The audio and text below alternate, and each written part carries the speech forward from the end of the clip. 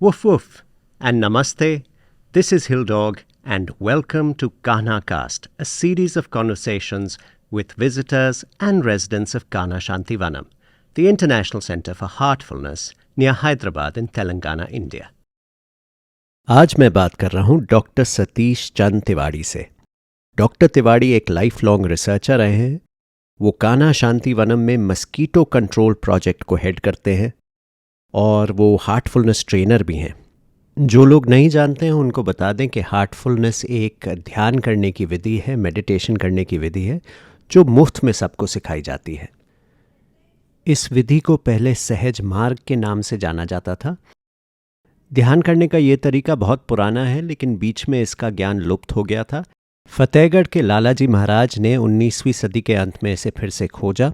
लालाजी की महासमाधि के बाद शाहजहाँपुर के बाबूजी ने लोगों को इसका प्रशिक्षण देना शुरू किया। उनके बाद चारी जी यानी चेन्नई के पार्थसारथी राजगोपालाचारी जी मार्गदर्शक बने और अब दाजी इसके मार्गदर्शक हैं। हार्टफुलनेस ध्यान के सेशन को अक्सर सिटिंग कहा जाता है और हार्टफुलनेस ट्रेनर को प्रिसेप्टर भी कहा जाता है। हार्टफुलनेस का एक सेंटर उत्तराखंड के सतखोल गांव में भी है। इस सेंटर के मैनेजर रह चुके हैं डॉक्टर सतीश चंद तिवाड़ी और प्यार से हम उन्हें सत्ता कहते हैं। चलिए, तो नमस्कार सद्दा। थैंक यू, आपका बहुत बहुत धन्यवाद कि आप कान्हा स्टूडियो में आए। आपने समय निकाला, अपना कीमती समय हमारे साथ थोड़ी बातचीत करने को। नहीं, इट्स प्लेजर। और हमारी एसोसिएशन तो बहुत पुरानी है, हम दोनों पहाड़ से हैं। आपका ओरिजिनल गांव कौन सा हुआ सद्दा? प्रॉपर अल्मोड़ा। प्रॉपर अल्मोड़ा, खास अल्मोड़ा के, मतलब शहर की? हाँ, शहरी म्यूनसिपैलिटी के अंदर आते हैं। अच्छा, तो आप अल्मोड़ा के हुए, मैं नैनीताल का हूँ। और हमारा एसोसिएशन तो सतखोल में बहुत रहा, आप सतखोल के मैनेजर भी रहे। मुझे एक वाकया याद है, जब कोई वर्कशॉप हो रही थी, कोई फॉरेनर्स आए हुए थे और शाम को कम ही लोग थे, मेरे ख्याल में 50 लोग थे। उन्होंने कहा कि तो कुछ गाना वाना करेंगे, तो हम दोनों बेड़ू पाको गा के हम नाचे थे उसमें।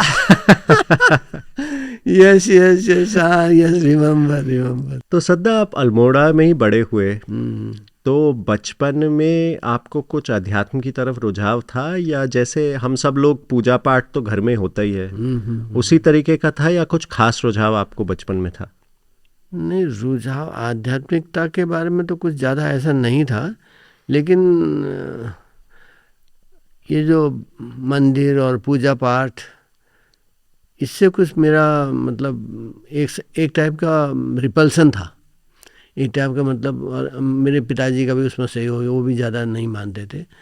और जब फिर मैं क्लास 10th में गया, तो जब मैंने संत कबीर, तो हमारे आपने जब वहाँ तो कबीर सूर तुलसी में से एक क्वेश्चन ज़रूर आता था हिंदी में पढ़ने।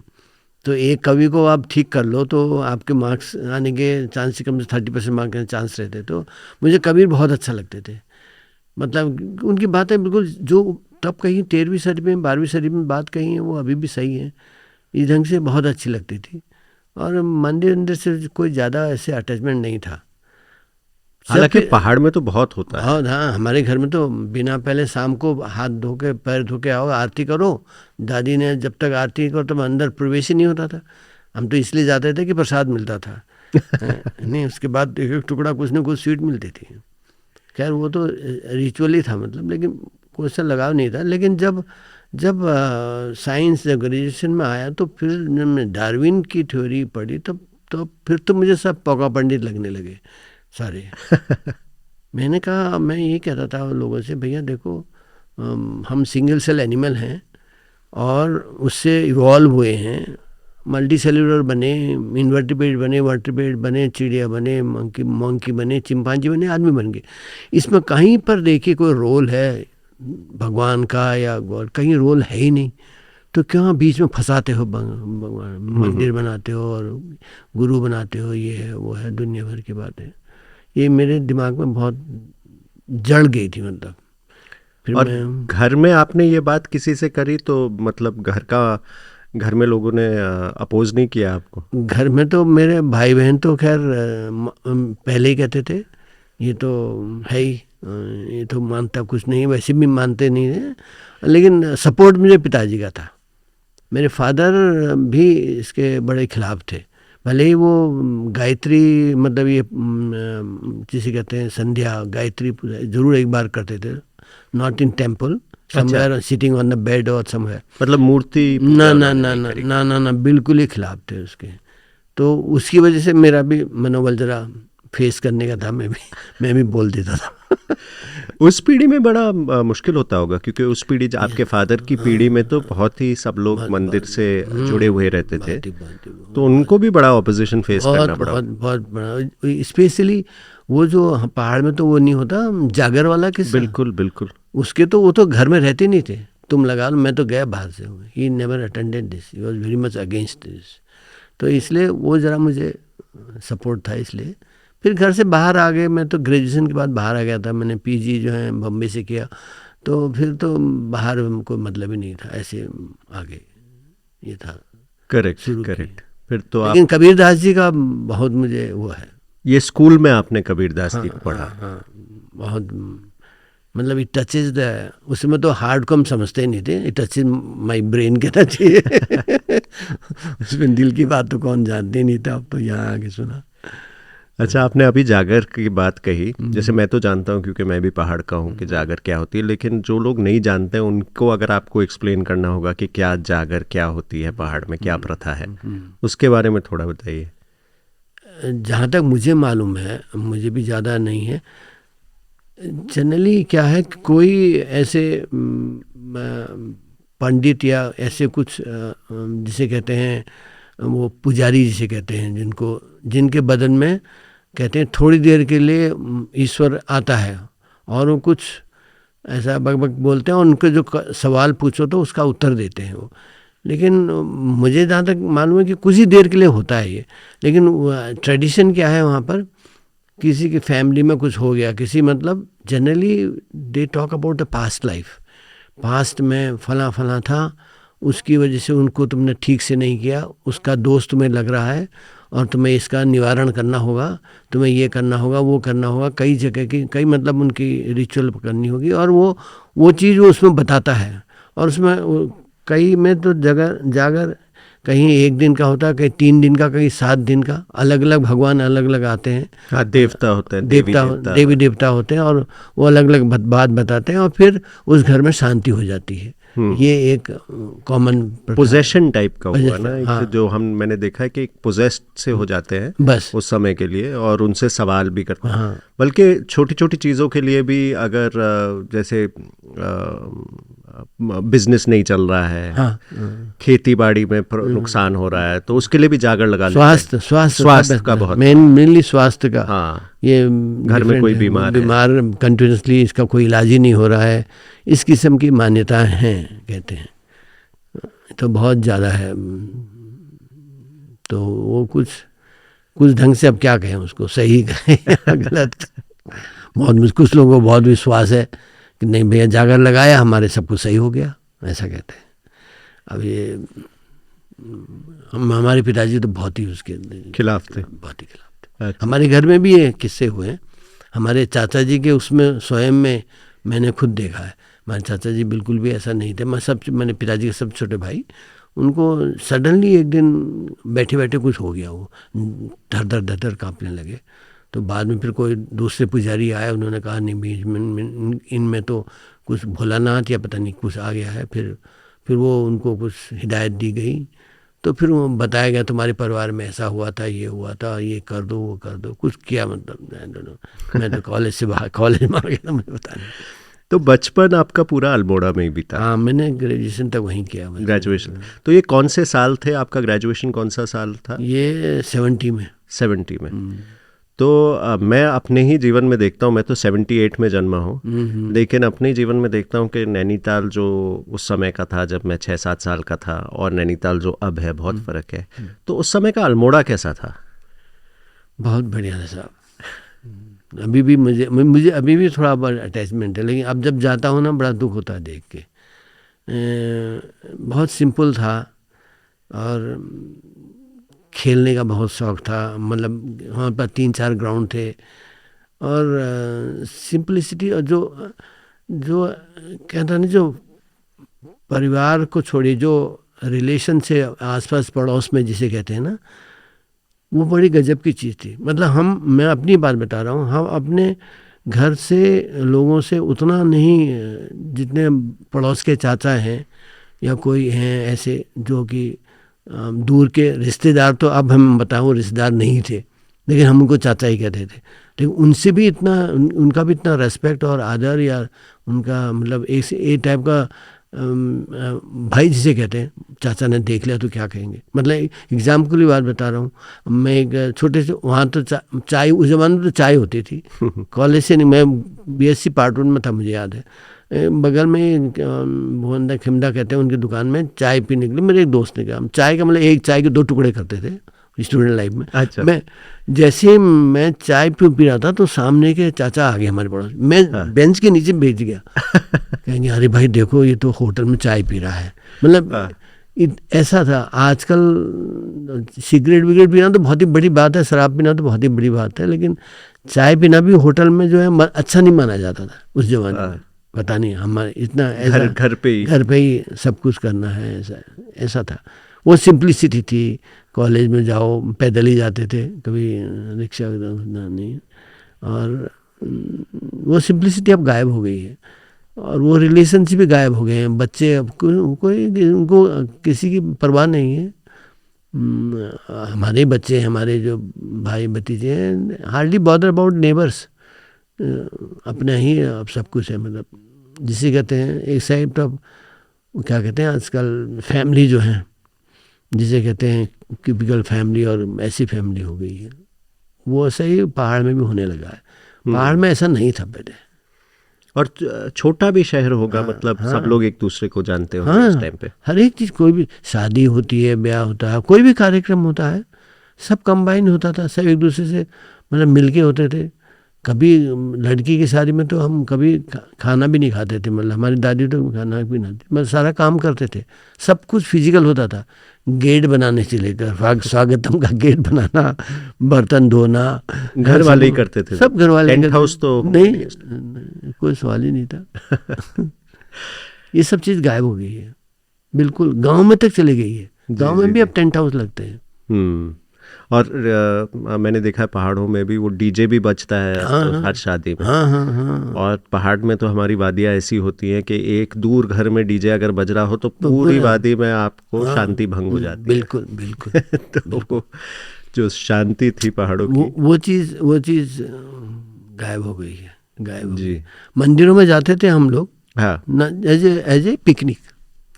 शाही देवी जा रहे हैं पैदल, जी, कुछ वहीं जंगल में खिचड़ी बनाएंगे। शाही देवी तो वहाँ से हुआ कितने किलोमीटर हुआ? लगभग 15-20 किलोमीटर होता था। हाँ, तो पूरे दिन का ही एक, हाँ, पूरा सुबह जाते थे, शाम को मुक्तेश्वर गए हम वहाँ से, अल्मोड़ा से मुझे अच्छी तरह याद है। पाँव सूज गए थे मेरे। सुबह गए थे, शाम को आ गए थे। अरे वाह। हाँ, तो मतलब स्टूडेंट लाइफ में ऐसा कुछ नहीं था। आजकल टीवी रेडियो ऐसा कुछ नहीं था। अगर छुट्टी है तो पिकनिक बनाना, मतलब एक घर से तो एक परमिट मिल जाता था ना, मंदिर जा रहे हैं, एक साइड में परमिशन मिलती थी, बस हो गया। रामलीला होती तो रामलीला देखने की परमिशन होती थी, रामलीला थोड़ी देखते थे। घर से रात को जाने का परमिशन होती नहीं थी। फिर बाजार घूमे।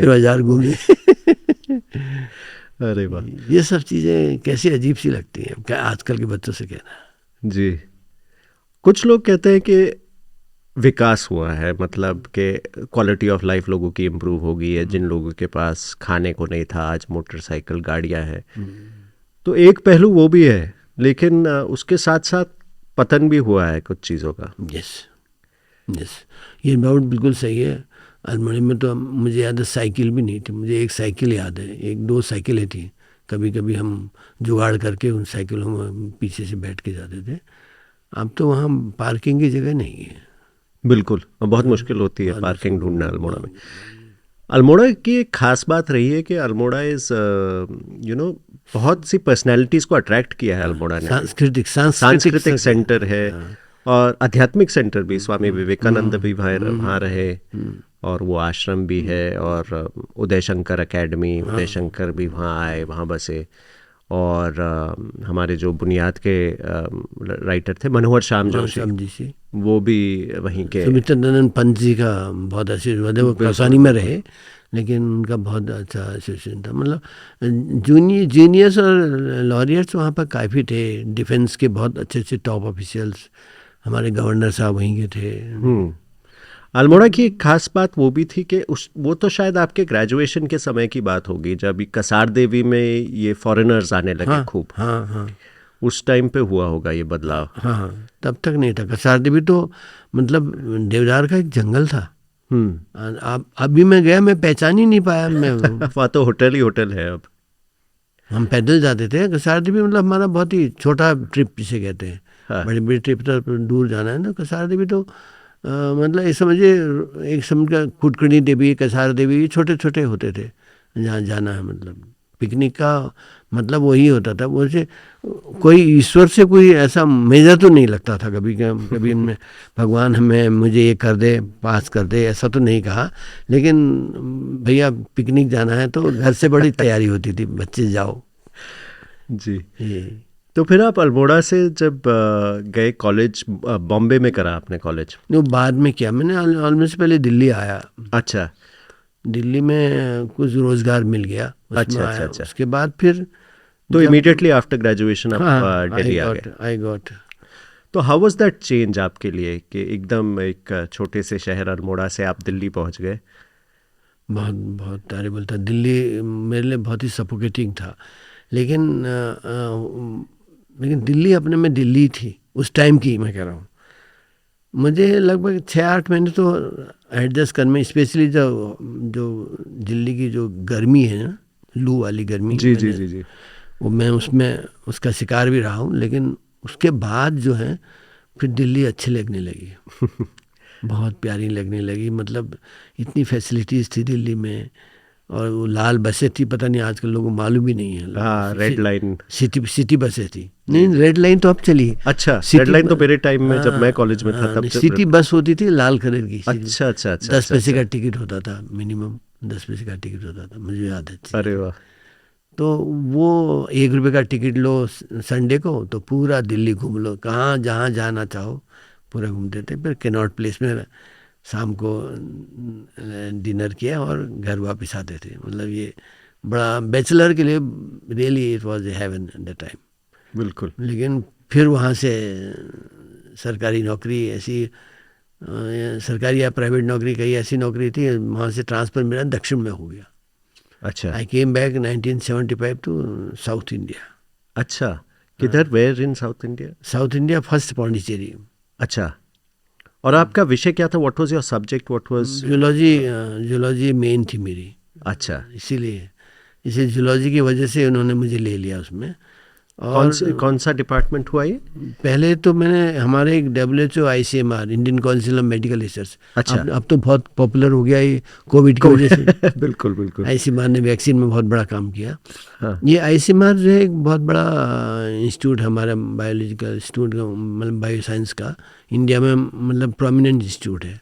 किसी भी चीज़ के ड्रग के लिए आपको कोई अगर रिकॉग्निशन है, बिना ICMR के अप्रूवल के आप नहीं मिलता।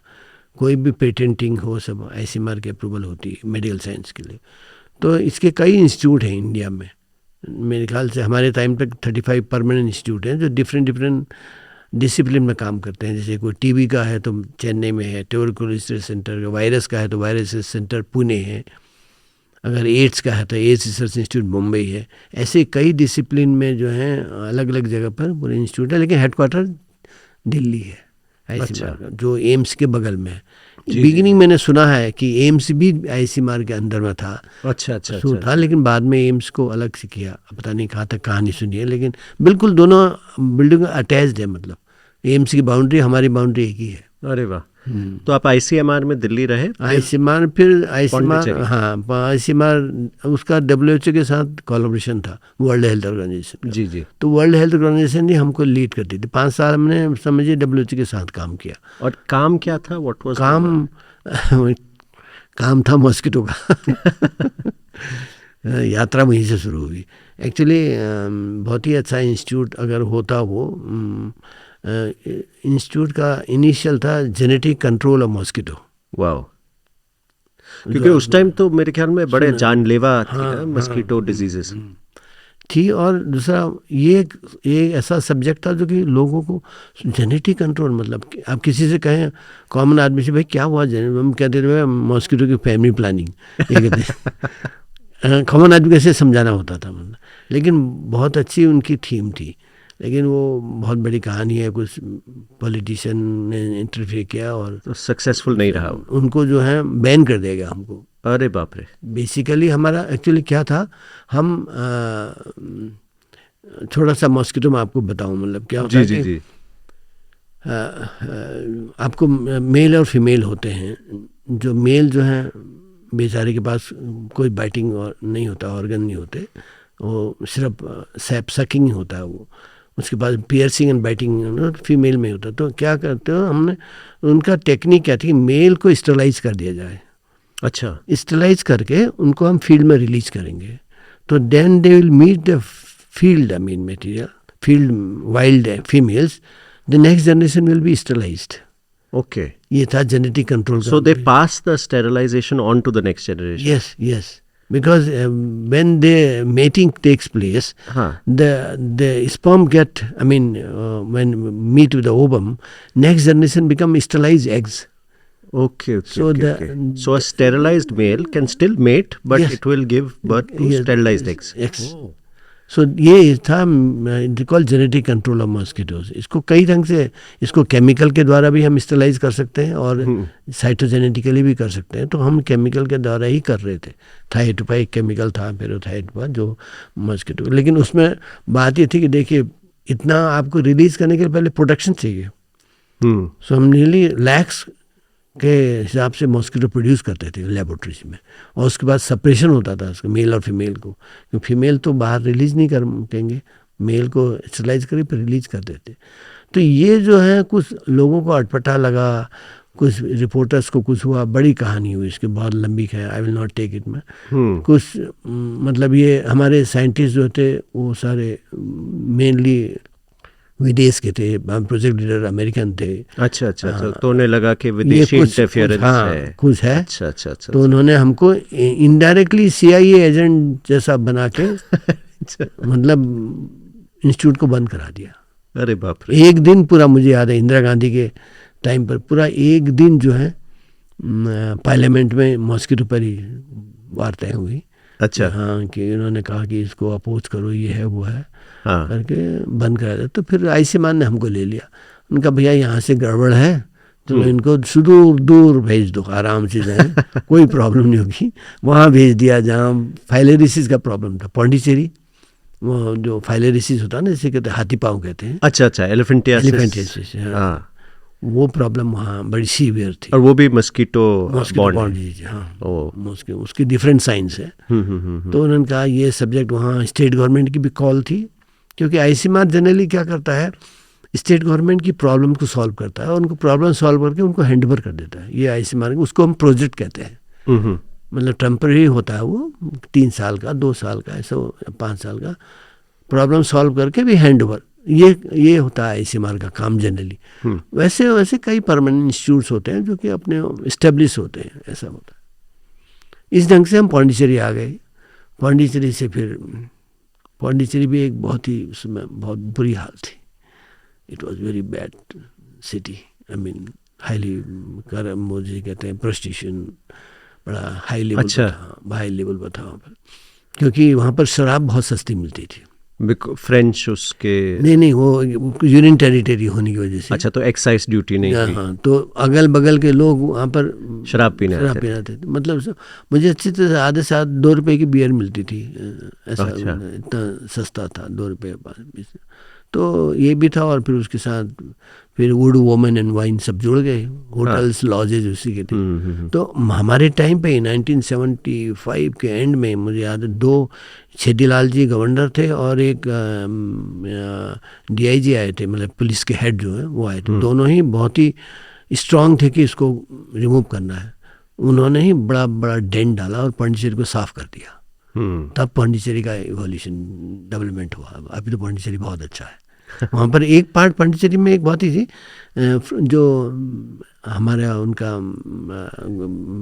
अरबिंदो का ना, हाँ हाँ हाँ, वो वाला पार्ट जो है फ्रेंच पार्ट है, Correct, नाली के इस पार इंडियन पार्ट था। अच्छा अच्छा वो अच्छा, पार्ट फ्रेंच लोगों ने बनाया, उनकी बढ़िया बिल्डिंग्स, सी बीच के किनारे, बिल्कुल, वो बहुत ही अलग था, वो अलग दुनिया थी, ये अलग दुनिया थी।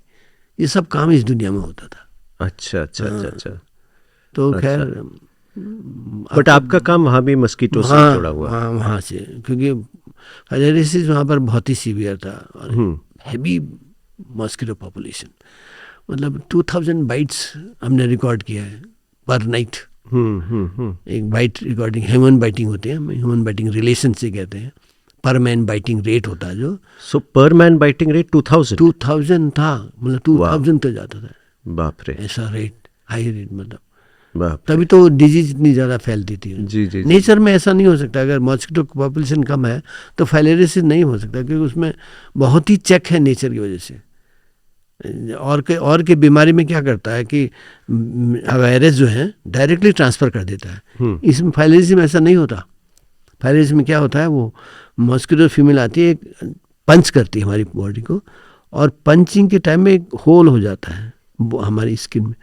जब होल के साथ ही साथ वो वॉर्म जो है, फाइलेरिया वॉर्म जो है, मॉस्किटो रिलीज होके उस वॉर्म के थ्रू हमारे बॉडी में घुसता है। बड़ा बड़ा वॉर्म होता है वो, मतलब अच्छा, माइक्रोस्कोपिकली होता है वो, लेकिन बड़ी से माइक्रोफाइलेरिया कहते हैं उसे। It enters like this. So उसमें डिफरेंट रोल है। तो मान लो जी ऐसे मैंने वहाँ देखा शुरू में, मैं समझा नहीं। बच्चों को हम तो पाउडर लगाते नहीं पहाड़ में, जनरली आम पिट में वगैरह लगाते हैं। वहाँ पाउडर, मतलब जैसे पाउडर की बोरी में बच्चे को डाल दिया है। अच्छा, पूरे ऐसे बॉडी लगाते थे। बाद में मैंने सोचा उसके पीछे भी साइंस है, क्योंकि स्किन ड्राई रहेगी तो वार्म नहीं कर पाएगा ना, ह्यूमिडिटी रहेगी तो इसी में जो है फाइलेरियासिस ज़्यादा होता है। क्योंकि हाई ह्यूमिडिटी रहेगी तो वार्म को सर्वाइव होने के लिए कुछ टाइम है ना। करेक्ट। मॉस्किटो से बाहर निकल के बाहर आने में, इन्वायरमेंट के अंदर घुसने तक उसको कुछ इन्वायरमेंट चाहिए, मॉइस्चर चाहिए। अच्छा अच्छा अच्छा। तो ह्यूमिडिटी में उसका बहुत रोल होता है। तो वहाँ भी क्या जेनेटिक कंट्रोल नहीं हुआ? ना, वो पूरा प्रोजेक्ट ही खत्म। अच्छा। तो नए सिरे से शुरू हुआ। अच्छा, तो वहाँ मस्कीटो कंट्रोल किस हिसाब से फिर? वहाँ पर यही जो conventional physical control, source reduction, insecticide application, planning, sewer management, call civil और जो भी पाइपलाइंस, ड्रेनेज सिस्टम, ये सब चीज़ गड़बड़ थी। सब गड़बड़ थी। हर जगह पैसेज नहीं था और हाई ह्यूमिडिटी थी। सर्वाइवल रेट के लिए, मॉस्किटो के लिए, एक तो टेम्परेचर चाहिए 26 ±1 और 2, और दूसरा चाहिए ह्यूमिडिटी 70 to 80%। वो तो वहाँ पर बहुत सूटेबल थी। अब हमारे पहाड़ में नहीं हो सकता इतना, ह्यूमिडिटी इतनी होती नहीं है, टेम्परेचर माइनस में तक चले जाता है। तो ये सब चीज़ें सूटेबल थी उसके लिए, इसलिए throughout the year you can have mosquito bite. So you have to control breeding ground, all sort of things. इसी फिजिकली उसको करना, फिर इंसेक्टिसाइड एप्लीकेशन, दूसरा डिजीज़ को कंट्रोल करना, फिर उनको लोगों को जाके उनका ब्लड लेना, फिर उनको मेडिसिन देना ताकि ट्रीट करना। उसमें नाइट में जाना पड़ता था, क्योंकि फाइलेरिया वॉर्म की एक विशेष खास बात होती है, you can not catch in the day times, you have to take the blood in the night. अच्छा, how come? Because this microfilaria जिसके वो सर्कुलेशन होते हैं नाइट में ही। अच्छा, देखिए नेचर का रिलेशन देखिए कितना गजब का है, नाइट में ही वो रिलेशन होगा। और जो डिजीज फैलाता है जिसे वेक्टर कहते हैं, हाँ, वो नाइट बाइटिंग मॉस्किटो होना चाहिए, वो डे बाइटिंग नहीं होना चाहिए। अच्छा, तो जैसे डे में आपने किसी को टेस्ट किया तो वर्म नहीं दिखेगा? नहीं दिखेगा। ओह, बड़ा टफ होता था लोगों को जगाना, उठा के भैया आएंगे आपके घर में। एक्चुअली बेस्ट टाइम तो था मिडनाइट में, अच्छा रहता है, लेकिन जनरली 9 बजे के बाद बाहर आने लगता है, जब आदमी सोने के मूड में होता है। हाँ, तो तब आने लगता है। This is so fascinating. अभी डे टाइम का भी होता है। हमारे अंडमान में काम किया है। अच्छा, वहाँ डायurnal फाइलेरियासिस है, इसको नॉक्टर्नल फाइलेरियासिस कहते हैं। वहाँ डायurnal है, वहाँ दूसरी प्रॉब्लम है, वहाँ डे टाइम में होता है। अक्सर हम लोग को जो पता है वो मस्कीटो पता है, हमें कुछ ज़्यादा स्पीशीज़ या इसको शायद डेंगू की वजह से एडीज एजिप्टी लोगों को पता है कि वो थोड़ा पॉपुलर हो गया है क्योंकि न्यूज़ व्यूज़ में सुनते हैं.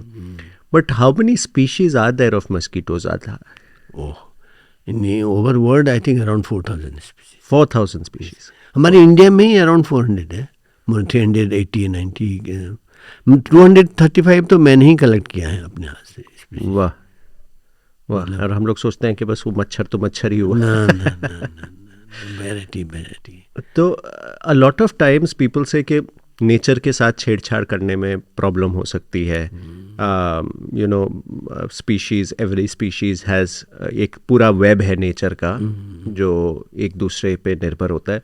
लेकिन कहीं मैं पढ़ रहा था कि mosquito species does not serve any sort of useful purpose in the web of nature. But how far do you think it's true? मतलब ये कहना सही भी है या फिर हमें वो कनेक्शन अभी तक मिला नहीं है? हाँ, ये बात तो आपकी सही है. एग्जैक्टली साइंटिफिकली डिफाइन तो नहीं होता, लेकिन नेचर का कहीं ना कहीं रोल तो है ही.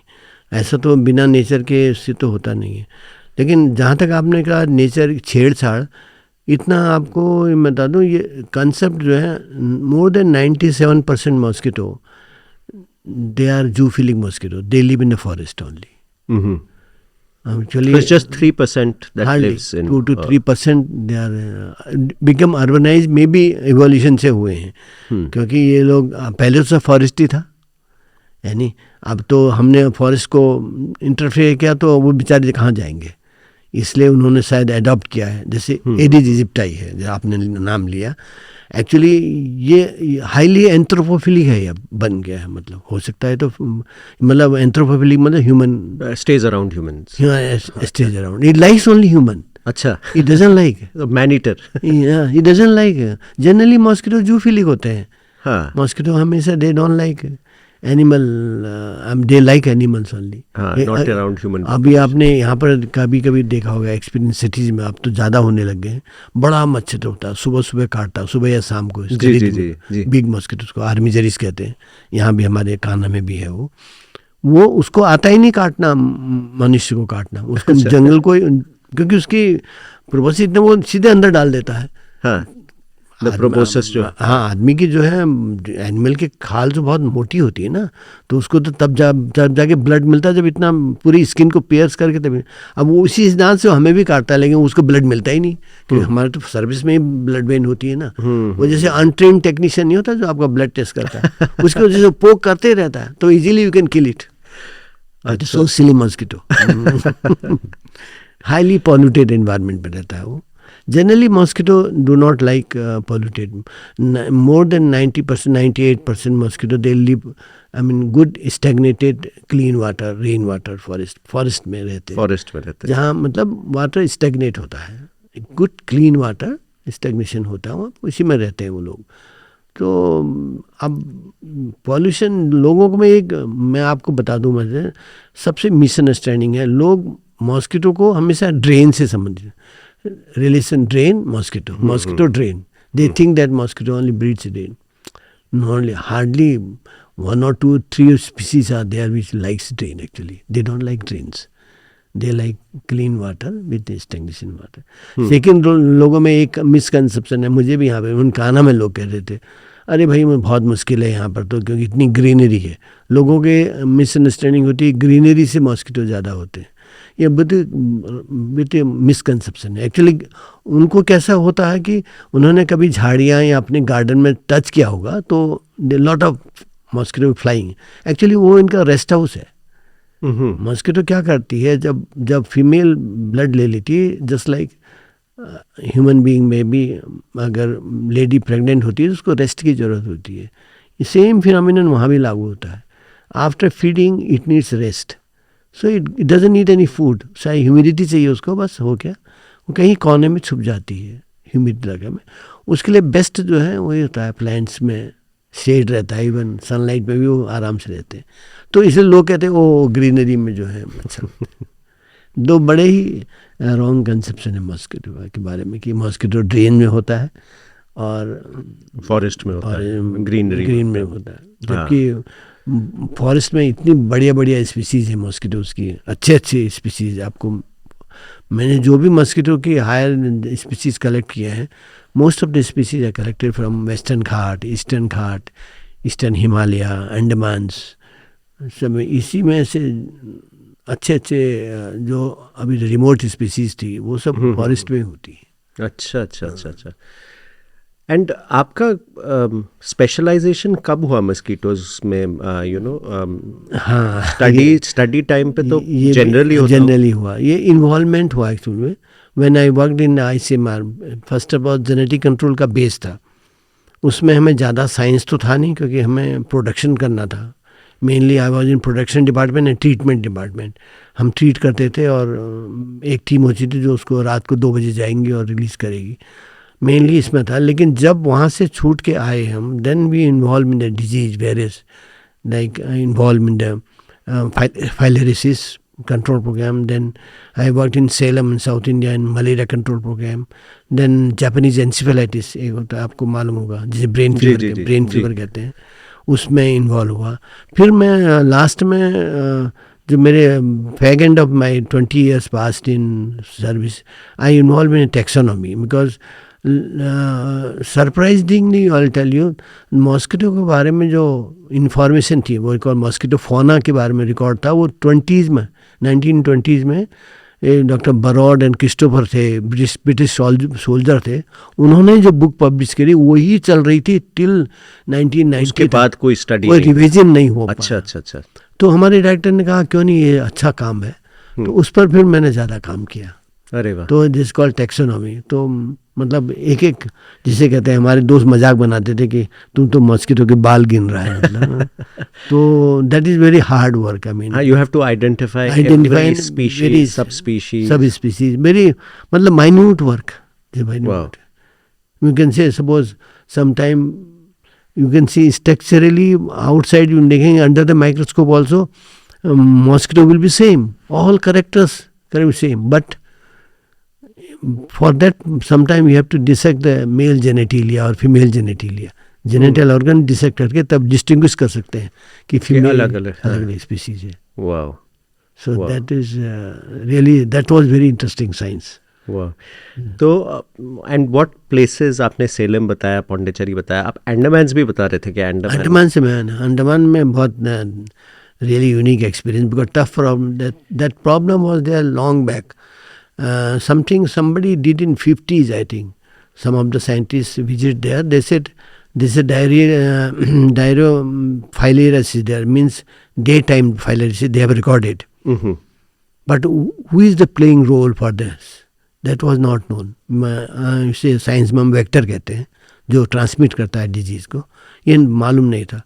बड़ी टफ प्रॉब्लम थी, और ये आइलैंड में था, not in the actually Andaman में। कहीं फिर लोग तो आप पोर्ट ब्लेयर जानते हैं। हाँ, करेक्ट। पोर्ट ब्लेयर तो एक आप कॉस्मोपॉलिटन सिटी है। ऐसा लगता है आपको अंडमान देखना है तो you go south islands, Nicobar islands. So these islands are where some islands were there, this problem was there। अच्छा अच्छा। and there was no port। I mean ऐसा नहीं, शिप में आप, हमें पोर्ट से जाना होता है, तो छोटी बोट लेके, हाँ छोटी बोट पहले उसमें उतरे। एक चौरा आइलैंड था, मुझे याद है, जहाँ सबसे ज़्यादा प्रॉब्लम थी। हमने पहले वहीं अपना रिसर्च शुरू करी थी। पेंटून कहते थे उसको। अब बड़ा मजे का, शायद आपने सुना नहीं होगा। वो एक समझिए 10x15 का एक वुडन बॉक्स होता था। अच्छा। वो फ्लोट करके एक बोट जो है उसको शोर से लाएगी और शिप तक लाएगी। अच्छा। और फिर हमें शिप से वो स्टेयर्स डाउन होंगे, शिप से फिर हमने उसमें जंप करना होगा, उस बॉक्स पे। वो बॉक्स ऐसे से हिलता है, इधर शिप भी हिलता है। तो हमने ऐसा कोइंसाइड करके ठीक टाइम पर उसको जंप करना, नहीं तो बीच में नीचे घुस जाओ। तो कभी कोई हादसा ऐसा हुआ? होता है, वो लोग ट्राइबल लोग बचा लेते हैं। अच्छा। हाँ, वो लोग बड़े अच्छे स्विमर होते हैं, जाके बचा लेते हैं, सुना है मैंने, लेकिन हाँ। हम बचा लेते हैं, लेकिन बहुत डीप होता है क्योंकि शिप भी इतना नीचे जाता है। करेक्ट। शिप तो शोर की तरफ जा नहीं सकता। तो फिर उसमें बैठ के फिर हमको बोर्ड से जाके फिर हम आइलैंड में जाते थे, स्टडी करते थे। बड़ी फैसिनेटिंग स्टडी। और my best paper was there which was published in transaction of royal society of London में हमने पब्लिश किया था ये, कि हमने फाइंड आउट किया कौन उसका वेक्टर है करके आइडेंटिफाई किया। Day time publish. वाओ। तो अंडमान में वो कुछ आइलैंड्स अभी भी ऐसे हैं जहाँ लोग नहीं जाते हैं, जहाँ ट्राइबल्स पसंद नहीं करते हैं outside interference. I think sentinel island है ऐसा एक। तो वहाँ के ट्राइबल्स आपने एक्सपीरियंस कुछ करा उस टाइप का हॉस्टाइल रिएक्शन? नहीं, वो तो यार कहने की बात है, लेकिन जोहार हमारे टाइम पे जोहार आइलैंड थे, जोहार लोग थे, वो लोग ही ऐसा कहते हैं, लेकिन ऐसा कुछ नहीं था। Almost they become now familiarise urbanise होते हैं, लेकिन उसमें है भी वो हैबिट्स ऐसी हैं।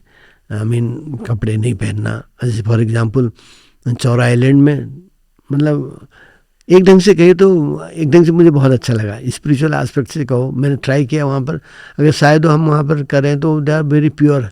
उनको कुछ मालूम नहीं है दुनिया के बारे में, कोई इंश्योरेंस मालूम नहीं है, फिक्स डिपॉजिट मालूम नहीं है, सेब क्या होता है कुछ मालूम नहीं, eat drink and B Mary. और भगवान जो देता है छप्पर फाड़ के देता है, वो भी वहाँ पर एक उदाहरण है। वहाँ पर क्या है, किस लिए मैं कह रहा हूँ, देखिए उनके पास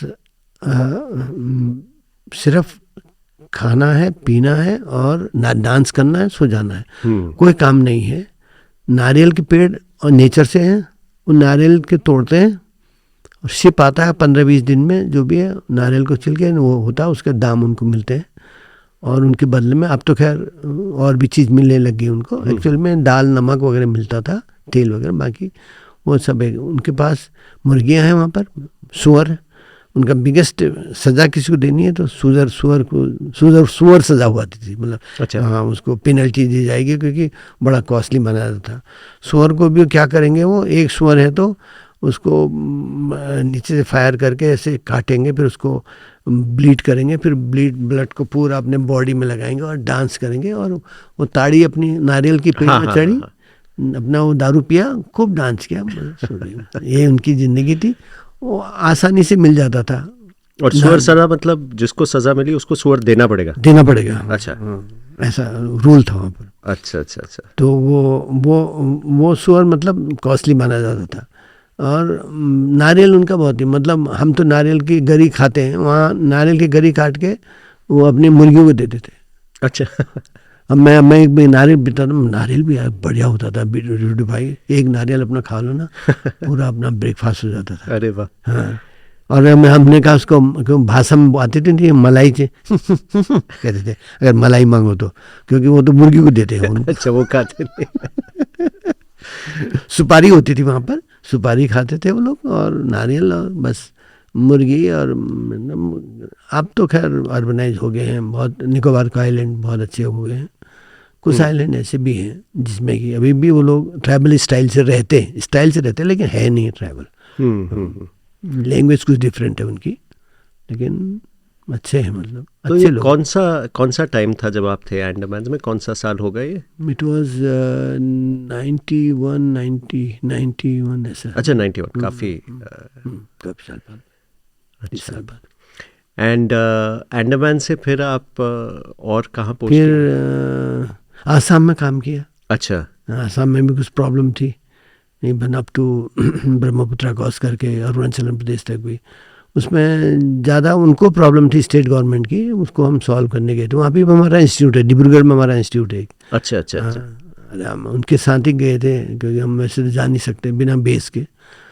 तो वहाँ पे research point of view mosquito fauna के बारे में और डिजीज़ के बारे में ही ज़्यादा था, क्योंकि वहाँ पर एक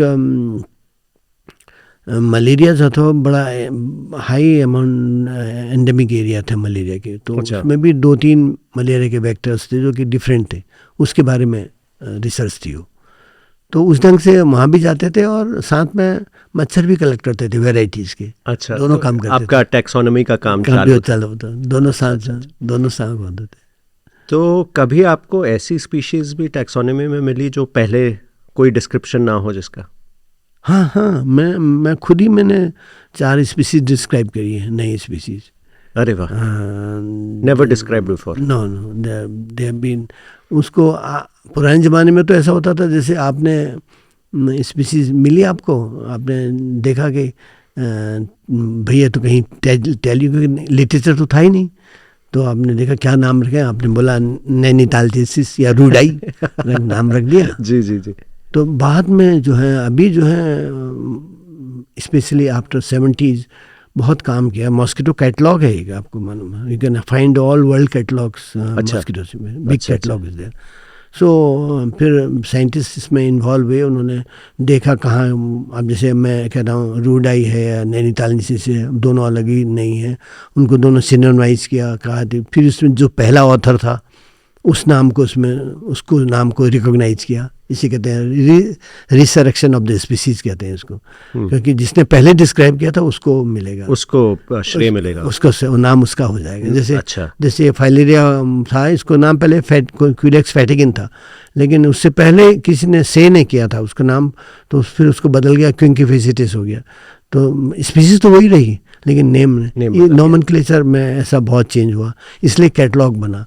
तो आपको अगर नई स्पीसीज डिस्क्राइब करनी है तो आपको बहुत थॉरो इन्फॉर्मेशन होनी चाहिए। फिर वो हम रेफरेंस सेंटर्स होते हैं, जैसे हमारा यूएसएनएम है, इसमें स्मिथसोनियन इंस्टीट्यूट आपने सुना होगा। जी जी जी, बिल्कुल। हाँ, तो वो एक बहुत अच्छा इंस्टीट्यूट है, वहाँ सारे हमारे mosquito species pre British period जमा है, ब्रिटिश म्यूजियम में हमारे मॉस्किटो स्पीसीज जमा है। अरे हाँ, प्रिजर्व है।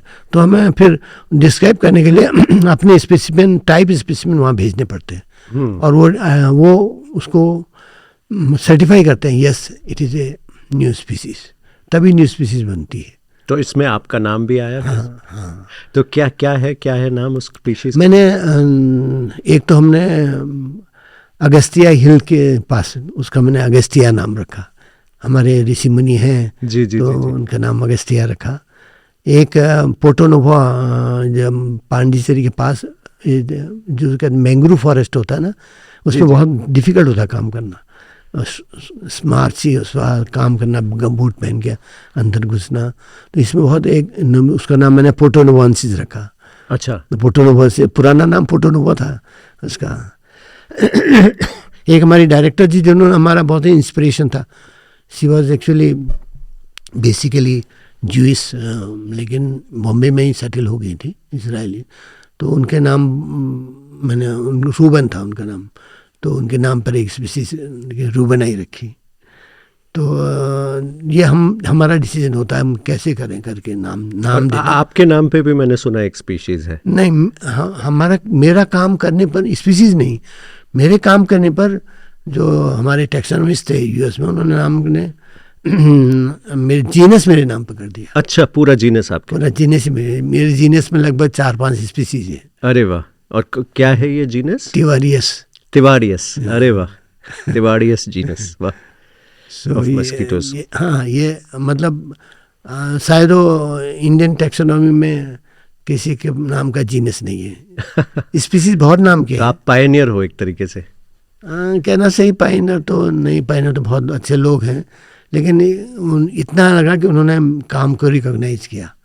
मतलब डिस्क्राइब करना बहुत टफ काम है आजकल, मैं आपको कभी दिखाऊंगा कैसे उनको मतलब स्ट्रक्चर को डिवाइड करना। जी जी जी, एक करके काम तो बहुत डिफिकल्ट है, लेकिन आजकल के बच्चों के लिए अगर आप रेकमेंड करेंगे, ये मॉनेटरी इसमें रेम्यूनरेशन ठीक मिलता है क्या? ये it's a good choice for people as a career, to choose as a career? आप क्या कहोगे? देखिए,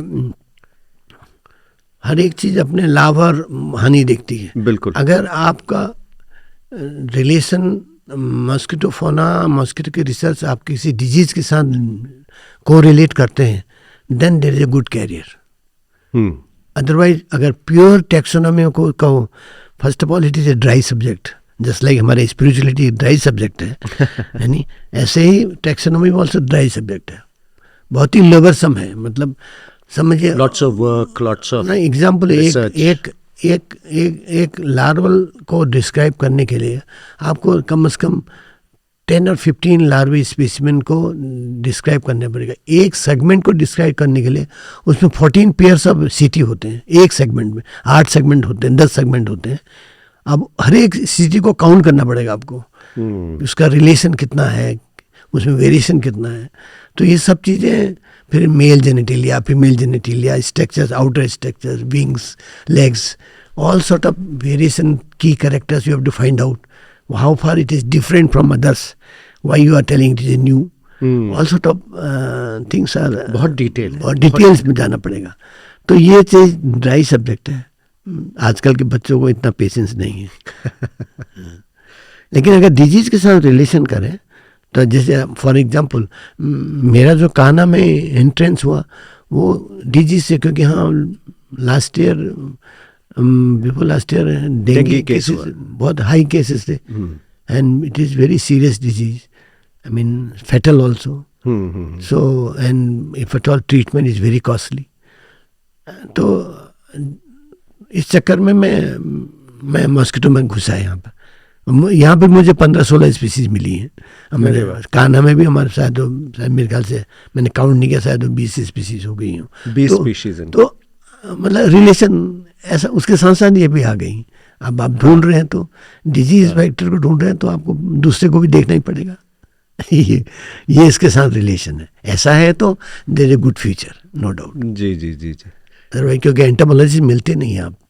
हाँ, आई मीन इट्स यस, क्योंकि सब्जेक्ट ऐसा हो गया है कि लोगों को इंटरेस्ट कम है इसमें, और आईटी ने सब कुछ कर दिया. अब लोग आईटी को रिलेशन कर रहे हैं. मतलब अब digitalisation of the mosquito species हो रही है. आप उसको की करेक्टर्स आपको डिजिटलाइजेशन हो रहे हैं. आपको मैं तो बुक पढ़ के माइक्रोस्कोप देख के आजकल वो ऐसा बना रहे हैं कि आपको क्लिक करो और देखो ये करेक्टर है तो ये स्पीसीज है. अच्छा, जैसे प्लांट्स के साथ भी ऐप हो गया, गूगल लेंस, मतलब आपको इतनी चीजें बता देता है. ऐसा प्लांट स्पीशीज ऐसा हो रहा है. घंटा भर हुआ है सदा, आपको गला ठीक है? नहीं, तो मेरा कुछ ब्रेक ले सकते हैं. नहीं, मेरा तो कुछ प्रॉब्लम मुझे आपको लग रहा है? नहीं, मैं आपको देख रहा हूँ गला जाता है. नहीं, वो मेरा ये क्या कहते हैं मैन्युफैक्चरिंग डिफेक्ट है. मुंह सूख जाता है, पता नहीं क्या. अच्छा, सलाइवा लेव कम आता है. अच्छा, तो एक सेकंड में बैटरी भी बदल लेता हूँ. यस, तो प्लीज ब्रेक ले लेते हैं please. But it really needs dedication to do this kind of detailed work, you know, yes. because you really need to be dedicated to the work. Yes. क्योंकि इतना डिटेल है इसमें. मैं कभी कभी सोचता हूँ ये actually this is something that we can learn.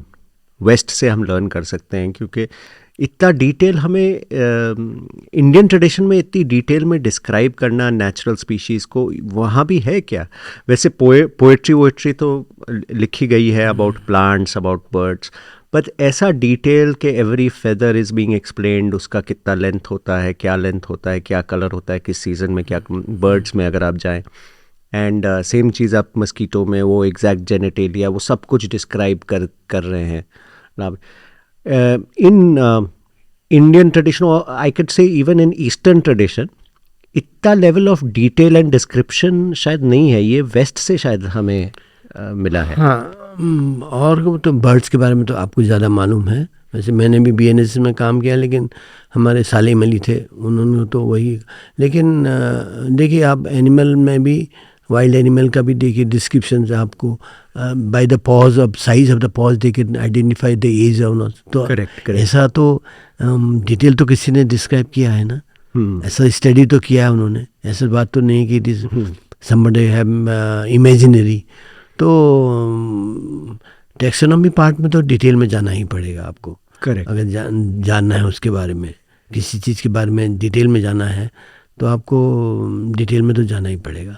और जहाँ तक इंसेक्ट की बात है तो बटरफ्लाई में लोगों ने बहुत काम किया है, डिटेल में उसको गए हैं. एक्चुअली हर एक का मैंने बोला नहीं आपसे कि कुछ न कुछ इवेंट्स है. जैसे रोडेंट में काम हुआ था जब तक प्लेग था, देखिए रोडेंट में बहुत काम हुआ, उसके बाद स्टॉप हो गया. यानी ऐसा ही है प्रॉब्लम को एड्रेस करने के लिए. तो रिलेशन से, और purely if you go for taxonomy then you need a complete dedication, complete dryness, complete कोई फंडिंग आपको चाहिए जो कि आपको अच्छा फंड करे, तभी आप काम करेंगे. नहीं तो जब तक कोई किसी प्रॉब्लम को एड्रेस करने से साथ रिलेशन नहीं है तो कोई आपको फंड भी नहीं करेगा. करेक्ट. वो तो सही बात. तो सद्दा आप दूसरे पहलू पे आते हैं कि आप हार्टफुलनेस से कैसे, सहज मार्ग से कैसे जुड़े, कब जुड़े ये इस पूरे जर्नी में? ये तो जिसे आध्यात्मिक या स्पिरिचुअलिटी कहते हैं ना, मुझे तो एक ही स्पिरिट मालूम था जो हम लेबोरेटरी में यूज़ करते हैं। वो स्पेलिंग में वैसे ही होती है सही माने में, केमिस्ट्री लैब में। और बिल्कुल मैंने बताया नहीं, बचपन में हम बिल्कुल भी मैं बिल्कुल इसे नहीं था, मतलब ही नहीं था। थोड़ा बहुत जो रिचुअल घर में होता था उसको, मतलब रिलीजन और स्पिरिचुअलिटी अलग अलग होते हैं करके, it is really revealing to me after coming to the Sahaj Marg only. It was for us it was almost synonyms. जी जी जी। जहाँ तक मेरी इंट्रेंस है कि मैं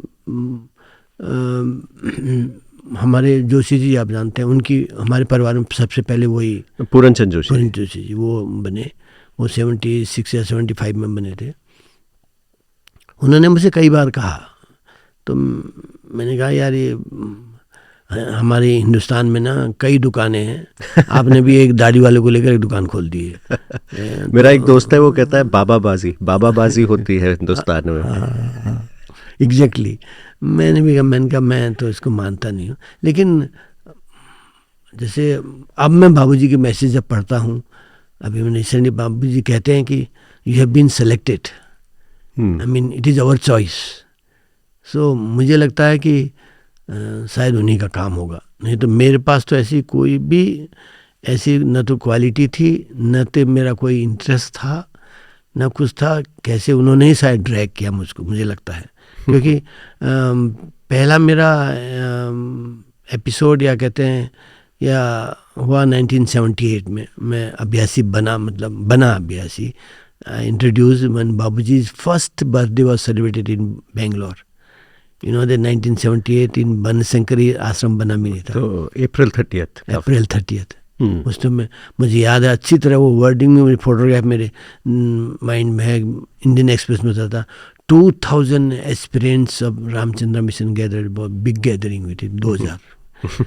तो उसमें मैं भी था, मतलब मैं उसमें इंट्रोड्यूस हुआ। मेरे इंट्रोडक्शन डेट 30 अप्रैल ही है, लेकिन मैं ऐसे नहीं इंट्रोड्यूस हुआ कि I want to join, nothing like that. मेरे साथ बहुत इंटरेक्शन हुआ। केशव स्वामी दिल्ली के एक प्रिसेप्टर से, शायद आपको नाम सुना, जी नो मोर। उनसे मेरी बहुत बहस हुई कि आप सब ये गड़बड़ कर रहे हैं, ऐसा बेवकूफ़ मत बनाइए लोगों को। तो खैर उन्होंने मुझे बड़े पेशेंसली हर एक मेरे सवाल का जवाब दिया। अंत में उन्होंने कहा, देखो तुम साइंस में फील्ड में काम कर रहे हो ना, तुम क्या किसी चीज़ को टेस्ट करते हो? मैंने कहा बिल्कुल हम टेस्ट करते हैं, लेकिन हमारे पास प्रोटोकॉल होता है टेस्ट करने के लिए। उनका बिल्कुल सही कह रहे हैं, हमारे पास भी प्रोटोकॉल है, आप ये प्रोटोकॉल करिए और टेस्ट करिए। मैंने कहा बिल्कुल आपको टेस्ट करूँगा। इस ढंग से such a rudely I behave, I mean I should say that, कि मैंने ऐसे आपको टेस्ट करने के लिए मैं इसमें ज्वाइन किया मैंने सिस्टम को, और टेस्ट क्या किया, खुद ही ट्रैप हो गया। तो यात्रा यहीं से शुरू हुई। लेकिन फिर क्या हुआ कि अनफॉर्चुनेटली 78 की बात है, मैं बेंगलोर से, मैं एक जगह में था तिरुवन्नामलाई, शायद आपने सुना होगा। बिल्कुल बिल्कुल, वो रमना महर्षि का, मेरा उनके बगल में ही मेरा घर था। अरे वाह, हाँ, अरुणाचल के पास। अरुणाचल बिल्कुल वहीं बगल में था, उस पहाड़ के नीचे में रहता था। अरे वाह। तो ये भी काम के उस सिलसिले में आप थे? उसमें मलेरिया पर काम किया मैंने। अच्छा। रिवराइन मलेरिया, अच्छा। एक तो अर्बन मलेरिया होता है, रूरल मलेरिया, रिवराइन मलेरिया था, रिवर से रिलेटेड मलेरिया था, जो कि पूरी बेल्ट थी, बहुत ही highly, I mean in endemic area for malaria. बहुत टफ काम था वो भी। तो वो मैं तिरुवन्नामलाई में उस समय कोई भी सहज मार्ग के अभ्यासी वहाँ नहीं थे। आई एम टॉकिंग अबाउट 1980 78 में, हाँ 80 में मैं गया था। तो एक इंसिडेंट मुझे याद है वहाँ का। वहाँ पर क्या होता था कि बैक टायर में हमारे जहाँ ऑफिशियल क्वार्टर्स थे, मतलब गवर्नमेंट के हाउसिंग बोर्ड के क्वार्टर थे, बीच में फायरिंग होती थी, ये पुलिस की फायरिंग होती थी अरुणाचलम हिल्स के बेस में। अच्छा, रेंज थी उनकी, फायरिंग रेंज थी। अच्छा। तो एक पुलिसमैन ऐसे बात की, वो अरुणाचल की बात कर रहे थे, इनके आश्रम की बात कर रहे थे। मैंने कह रहे तो मुझे सब बकवास लगती है, मुझे कुछ समझ नहीं। देखो बेटा, ऐसी बात नहीं है, ये भूमि है ना, ये भूमि आध्यात्मिक भूमि है, यहाँ से जो जाएगा ना वो उसको ज़रूर ये आध्यात्मिक भूमि पर असर करेगी। ये सेंटेंस मुझे याद है, लेकिन मैं ऐसे निकल गया उसमें। अब मैं प्रैक्टिस भी कर रहा था, ऐसे ही करता था, मतलब प्रैक्टिस क्या मेरी, मैं सोचता था कि मैंने कभी ध्यान तो किया ही नहीं, मैं 10-15 मिनट ध्यान करता था कभी कभी, और वंस ने ब्लू मून क्लीनिंग कर ली, और रात की प्रेयर तो तब करी जब बीवी से झगड़ा हो गया है नहीं। तो ऐसी मेरी प्रैक्टिस थी, और इसको समझ रहा था मैं आई एम मंगल ग्रही मैं बहुत अच्छी प्रैक्टिस कर रहा हूँ, जो किया ही नहीं था। लेकिन इंस्टेंटली क्या हुआ, जब बाबूजी महाराज की महासमाधि हुई तो मुझे जोशी जी ने चिट्ठी भेजी 83 में। उन्होंने बोला कि वो बाबूजी की माँ से, मैंने कहा वो एक दाढ़ी वाला था, ये भी गया हो गया, मतलब दिस ऑल बिकम मठ। हाँ। एक है इंडिया में तो ट्रेडिशन है, गद्दी होती है, गद्दी गया बस हो गया, फिर वो मठ बन गया। यही मेरा मतलब धारणा बन गई। लेकिन जोशी जी का इंस्पिरेशन बहुत अच्छा। उनके फिर दूसरी चिट्ठी आई कि तुम तो नज़दीक रहते हो, चेन्नई में पार्थसारथी राजगोपालाचारी हैं, जो अब जो है प्रेसिडेंट है हमारे इंस्टीट्यूशन के। तो मैंने ठीक है, मैंने पढ़ लिया चिट्ठी, मैं सोच लिया था अब तो, क्योंकि मेरे पास कुछ भी नहीं था वहाँ पर, न तो सत्संग होता था न प्रिसेप्टर थे। एक बुक थी मुझे याद है, रियलिटी डॉन, जो मैंने 8 रुपये में खरीदी थी। जी जी जी। एक ही किताब था। आजकल तो क्या है, भंडार है नहीं। तो वो कभी कभी जब मेरी समस्या होती तो मैं उसको रियलिटी डॉन को खोलता था और मेरी प्रॉब्लम में सॉल्व हो जाती थी। ऐसा कुछ मेरा साथ ऐसी घटनाएं होने लगी थी। और दूसरी घटनाएं क्या होने लगी, जब मेरे ऑफिस से लेकर मेरे रेजिडेंस तक लगभग 7 या 8 इंक्लूडिंग रमन महर्षि आश्रम, 7 या 8 आश्रम मतलब मंदिर थे।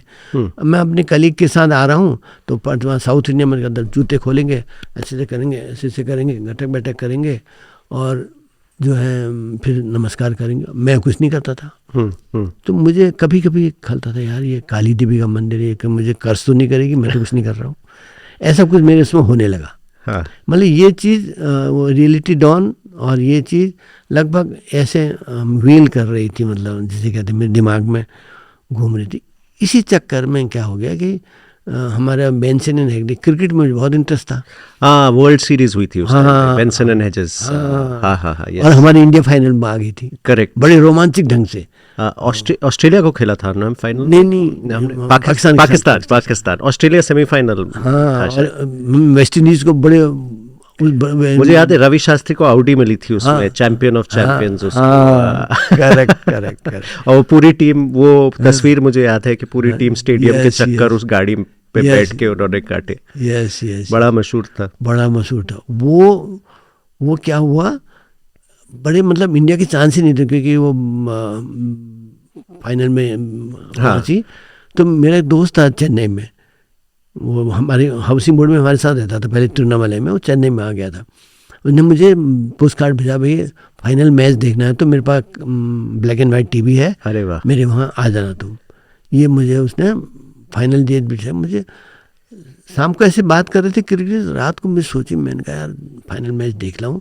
और ये पार्थसारथी राजगोपाल करके 19 गायत्री करके आया है, इसको भी जरा, ये रही तेरी काली कमरी ना, कृष्ण भगवान का नहीं है, सूरदास का नहीं है जी जी जी, ये ब्लैक कमरी तेरी है, तेरे जाके मैं अब टाटा भाई भाई इसको भी कर आता हूँ, यार बहुत परेशान कर रही है। ऐसा मन में मुझे ये मंदिर वाला और, तो मैं आपको यकीन नहीं है, रात को 2 बजे उठा। मिसेस कहने लगी कहाँ जा रहे हो? मैंने कहा वो चेन्नई में जब मैच देखने जा रहा हूँ, ऐसा करके। वो भी क्या बड़ कुछ कर रही थी, मैंने कुछ सुना नहीं। मैंने स्कूटर दबाया, सीधे बस स्टैंड गया, बस स्टैंड बस पकड़ी, चेन्नई पहुँचा। मैं कहा पहले जो है ये राजगोपालाचारी का कंटक काटता हूँ, फिर मैच देखूँगा करके। अब इसलिए मैं कह रहा हूँ कि बाबूजी ने, I remember the way he writes no, इन एक एक शब्द उनके, एक एक लाइन जो है, इट इज़ 100% ट्रू। मेरा अपना सा एक्सपीरियंस बता। तो आपको यकीन नहीं होगा, उसमें तमिल भी मुझे उतनी आती थी। तो मैं बस 122 बस होती थी, मुझे याद है, चेन्नई के लिए। मैं चेन्नई के बहुत नज़दीक आ रहा था, तो मैं समझ में नहीं आ रहा था कि मुझे जाना था, वो आर्मी का इलाका है जहाँ मेरे दोस्त का नाम भूल गया मैं, बहुत दूर है वो। अच्छा, उसने मुझसे कहा था सिटी से बहुत दूर है। अच्छा अच्छा, तो मुझे वहाँ से बस लेनी पड़ेगी बहुत दूर के। अब मैं समझ रहा कहाँ उतरूँ, चेन्नई लोग नज़दीक आ गए थे। मैंने बगल में से पूछा, मुझे वो कहने लगा ये तो बहुत दूर है, आप भला वहाँ जाके। मैंने कहा नहीं, पहले मुझे यहाँ जाना है, श्री राम नगर गायत्री पे इधर जाना है। Then don't go there. Fortunately अंग्रेजी बोलने वाला मिल गया मुझको बगल में। वो भी कुछ ही समय, चेन्नई आने से पहले चेंज हुआ, उससे पहले कोई और बैठा था। अच्छा अच्छा, उससे पहले तमिल बैठे थे, वो समझ में नहीं आया। मैं चलने ऐसे कहते, मुझे बिल्कुल तमिल नहीं आती थी उस समय। उसने कहा आप ब्रदर, नहीं ब्रदर तो मेरे मुँह से आ जाता है, आप जो है don't go there, get down on the way. मुझे एक जगह पर उसने बताया तुम यहाँ उतर जाओ। ठीक है, उसके कहने में फेथफुली उतर गया। मुझे टाइम, क्योंकि मुझे तो मैच देखना था फटाफट। बिल्कुल। मैं लगभग 7:30 या 8 बजे के लगभग मुझे समय वहाँ पर उतरा। तो फिर वहाँ फिर मैंने किसी को बताया कि वो अंग्रेजी बोलने वाला मिल जाए, उसको दिखाया 19 गायत्री कहाँ है। उन्होंने कहा नहीं you are wrong side, you go that side. वो मिला, वो वहाँ गया, जहाँ से मैं वहाँ पर अभी थोड़ी देर खड़ा भी नहीं हुआ था, फिर एक कोई सूट केस में पहने हुए, ब्रीफ केस जैसे होता है। मैंने कहा तो अच्छा आदमी लग रहा है। मैंने कहा भैया ये बता, he don't worry, I will drop you there, I am going there only. अरे वाह। तो वो मुझे गायत्री के गेट तक छोड़ गया। अरे वाह। और वहाँ से मैं जब गायत्री खुला तो वहाँ देखा, तो वहाँ सत्संग, संडे का सत्संग था। वो सत्संग से बहुत लोग बाहर आ रहे थे, भीड़ हो रही थी। अब मैं देखता, मैंने कहा यार ये तो, और मेरे पास तो बैच भी नहीं था, मैं बिना बैच के ही गया था, मतलब सारे लोग बैच पहने। उसमें मुझे कुछ शक लगा कि ये जो है यार गड़बड़ हो रही है। लेकिन मैं इतने सवाल मैंने इकट्ठा कर रखे थे। मैंने कहा प्रेसिडेंट को तो बहुत देखे, प्रेसिडेंट, इस प्रेसिडेंट को भी देखता हूँ मैं। तो आप पूछना चाह रहे थे आप? हाँ, सवाल, बहुत सवाल, मेनली साइंस से रिलेटेड। और ये क्यों हो रहा है, मेनली मेरा क्वेश्चन था कि कहीं भी इसकी आप लॉरिएट हैं, आप अच्छे साइंटिस्ट हैं, अच्छे वैज्ञानिक हैं, या अच्छे लिटरेचर में, उनको आप फॉलो कीजिए।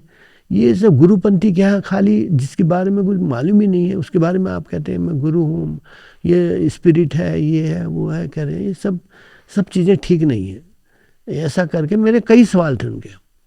इस सवाल का मेरे पास भंडार था, मतलब I will make him blunt, ऐसा मेरा इरादा था। You had gone to test him. Yes. Not only to clarify and tell him that what you are doing, Babuji गए, he has gone, he has finished his work was finished. Then you have become now so unnecessary. आप ये सब छोड़िए, ये सब चीज़ ठीक नहीं है। हाँ। ये मैं उनको उपदेश देने और प्रूफ करने जा रहा था कि साइंस जो है यहाँ पर क्लियर करता है। तो आपने तो आप देखिए रियली मार्मिक है मेरा वो। तो मैं वहाँ लोग आ रहे थे, मैं फिर किसी को मैंने, एक कन्नन भैया जो हमारे संस्कृत के कन्नन है ना, संस्कृत कन्नन कहते हैं, बालासुब्रमण्यम, वो मैंने 83 में देखा था उनको, वहाँ बेंगलोर में देखा था। तो मिल गया, मैंने कहा भाई I want to meet Parthasarathy Rajagopalachari. हाँ, yes you can meet him. मैंने कहा no, I have some urgent work. Urgent work क्या था मुझे? मैच देखना। तो बोले, मैं उससे पूछा, मैंने कहा he is a president no? मैंने कहा क्या पता है, यहाँ राजगोपालाचारी बहुत होते हैं। Yes yes yes he is president. बोले, मैंने कहा ठीक है तब तो प्रेसिडेंट तो है, तो सही है, यही आदमी है। तो मैं बाहर बैठा रहा, थोड़ी देर में कोई नहीं है, फिर भीड़ भी कम हो गई। अब 3 या 4 लोग वहाँ पर रखे थे, उसमें ज़्यादा हिंदी लोग थे। हम उनके पर कॉरिडोर में, जहाँ पर उनका वो था ना रॉकिंग, एक चेयर रखी थी। हाँ। चेयर रखी थी, झूला तो बरामदा, एक चेयर रहती थी, वो इसमें बैठते थे, रॉकिंग चेयर कहते, बड़े मजे से। तो थोड़ी देर में हुआ नहीं, मैं तो मैच का टाइम हो रहा। थोड़ी देर बाद वो दरवाज़ा उन्होंने खोला, बाहर ऐसे देखा, फिर अंदर चले गए। I saw him.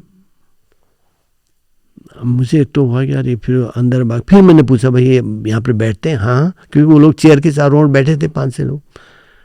लेकिन इन बिटवीन क्या हुआ कि मैंने कहा अब तो खैर चेयर में आने वाले हैं, मैं अपने क्वेश्चन को रिवाइज कर रहा था। क्वेश्चन ही नहीं आ रहे मेरे, क्वेश्चन गायब होने लगे मेरे दिमाग में। कितना ही याद कर रहा हूँ, मैंने वो क्वेश्चन पूछा था, सोच रहा था ये, अरे मैंने कहा क्या हो रहा है, मैं मतलब अंदर अंदर ही कुछ घबराने से लगा मैं। मुझे याद है कि वो कहते थे रामायण में नहीं कहते कि बाली से पास जो आता था उसके आधा पावर वो ले लेता था। मेरी लगभग कंडीशन ऐसी थी उसमें। मेरा दिमाग से वो क्वेश्चन मतलब मुझे लग रहा है कि है, लेकिन वो I am not able to recollect it. वाह। ये मेरा द्वंद अंदर चला था। उसी समय वो ढाक से आ गए, साहब आए और चेयर में बैठे थे। हाँ भाई ऐसा कुछ लाइटली, और अल्लाह के लिए चारों ओर से हिंदी वाले थे। अब मैं ज़मीन बैठा था फ्लोर में। फिर भी मैं वो याद कर रहा था कि कोई तो क्वेश्चन मेरे पास है, मैंने पूछना है मुझको। बिल्कुल ही ब्लंट हो गया मैं, बिल्कुल ब्लंट हो गया, ज़मीन ही मेरे से निकल गई ऐसा मुझे लगा। And incidentally he turn towards me, और उनका तो जैसे आईज ना कैसे गजब थी ना, वो आंखें यहाँ पर रख के, यस व्हाट्स योर प्रॉब्लम। अरे मैंने कहा मेरे मुझे वो प्रॉब्लम क्या, मेरे क्वेश्चन एक भी नहीं मेरा। मैंने बोला उनको meditation unable to do correctly, ऐसा मैंने उल्टा सीधा ऐसे बोला जो मेरा क्वेश्चन ही नहीं था। एंड जस्ट लाइक कंप्यूटर में आप डालते हैं ना, अब तो बहुत कंप्यूटर प्ले करते हैं, जैसे फट से का तो की में आंसर आता है, इमीडिएटली ही आंसर। मेरा सेंटेंस पूरा भी नहीं हुआ था, yes you people want to heal up without taking the drugs, that was his answer. You people want to heal up without taking the drugs, ये उनका आंसर था। मेरे समझ में तो कुछ आया नहीं, मैं तो दूसरी दुनिया में हो गया एकदम से, मेरे क्वेश्चन गायब हो गए। तो he realise that I am become abnormal. तो कुछ नहीं बोला मुझे, हाँ बैठो बैठो बैठो बैठो बैठो, मैं बैठा ही था, मैंने से बैठो बैठो। हाँ भाई चाय नहीं आ रही है बेटा, थोड़ी देर में मामी चाय लेके आ गई, और फिर मुझे चाय पी। ऐसे फिर दोबारा मेरी ओर देखा, वो स्वामी, वो हमारे तंजावुर के प्रिसेप्टर थे, मुझे थे, उनको बुलाया, ये और के सिटिंग पड़ गया, तमिल बोला, इनको सिटिंग दो। मैं कहा यार ये तो फंस गया मैं, अब क्या करूं, अब मना भी नहीं कर सकता हूँ, और मैच देखना था, मैच देखना है। अब उन्होंने मुझे अंदर ले गए, अंदर वाले ड्राइंग रूम में गए। फिर अलग एक कमरा था, आपने गायत्री का देखा, और दूसरा कमरा, सिटिंग अलग वहाँ होती जी जी जी, और उसमें बढ़िया से कारपेट होता है। तो मुझस्वामी ने आया, कारपेट को अनरोल किया, हम ब्रदर बैठो कहा, मैं फटाक से बैठ गया जल्दी से, और सिटिंग स्टार्ट करी, सिटिंग ख़त्म ही नहीं हुई। मैं थोड़ी देर में ऐसे आंख टेढ़ी करके देखा भी, मैंने कहा ये तो नहीं कहे सुने, देखा वो उनकी आंख बंद थी, मैंने फिर आंख बंद कर ली। 45 या 48 मिनट की सिटिंग थी, इतनी लंबी सिटिंग थी वो। उन्होंने डेट्स ऑल कहा तो मुझे बहुत ही मैंने कहा यस। थोड़ी देर बाद उन्होंने आँख को बोली, yes brother how do you feel. मैं कहा क्या फील क्या करूँ, मैंने कहा know just something lot of thoughts, yes and that is normal thing you know that.